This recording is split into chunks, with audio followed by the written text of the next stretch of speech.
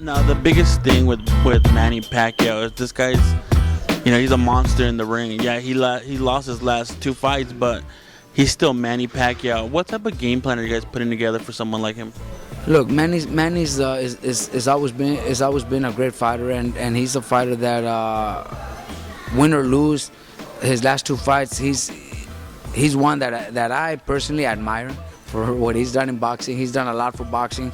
He's been in the fighter of the decade, for winning all those titles in so many divisions. So that's something that we have to admire and we have to praise for all his accomplishments. But there's everybody always has their day. We don't know how he's gonna react after his last fight. We're training for the best Manny Pacquiao. We expect the hungry Manny Pacquiao, because he's got to come back and he has everything to lose. So he's gonna be prepared like never before, I think, for this fight. So we got to be ready for that, Pacquiao. But there's all those questions that it's not only me, but the whole world wants to see and wants to see his reaction when he gets hit, how he's going to take the punch, how he's going to take the pressure that Brandon gives. Because Brandon, everybody knows, there's no secret to nobody. Brandon puts a lot of pressure. Brandon takes a good punch and he's going to keep coming. He'll get hit, but he'll get hit and keep coming to try to get at you. And when he does get there and he does land, he does do some damage. Have you guys watched any tape of Manny Pacquiao?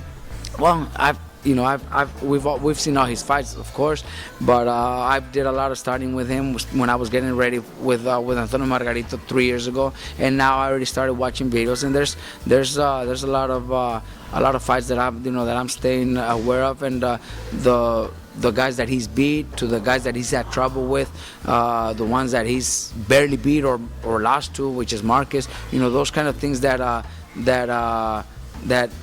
we see the difference. The type of fighters that he's beat and the type of fighters that he has trouble with. So those are things that I got to see one by one.